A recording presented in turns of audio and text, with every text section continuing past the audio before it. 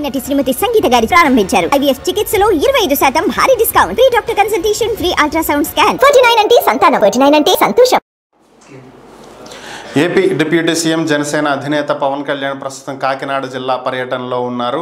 ఆయన నిన్న ఏలేరు రిజర్వాయర్ గేట్లు ఎత్తుతారనేటువంటి వార్తల నేపథ్యంలో పిఠాపురం నియోజకవర్గంలో పలు ప్రాంతాలు ముంపునకు గురయ్యేటువంటి అవకాశం ఉందని, వెంటనే దీని మీద చర్యలు చేపట్టాలని కలెక్టర్ను ఆదేశించడం, హుటాహుటిన ఆయన కాకినాడకు తరలి వెళ్లడం ఇది అందరికీ తెలిసినటువంటి విషయం. ఈ సందర్భంగా ఆయన పలు కీలక వ్యాఖ్యలు చేయడం జరిగింది. గతంలో కూడా బుడమేరు ఆక్రమణలకు గురైనటువంటి నేపథ్యంలోనే ఈ వరద ఎక్కువగా ముంచెత్తి విజయవాడలోకి వరద నీరు వచ్చిందని, ఆయన ఇక్కడ కూడా హైడ్రా తరహాలో చర్యలు చేపట్టాలని చెప్పి వ్యాఖ్యలు చేసిన విషయం తెలిసిందే. అయితే దీనికి తగ్గట్టుగా ఇప్పుడు ఆయన మరొకసారి వ్యాఖ్యలు చేయడం జరిగింది.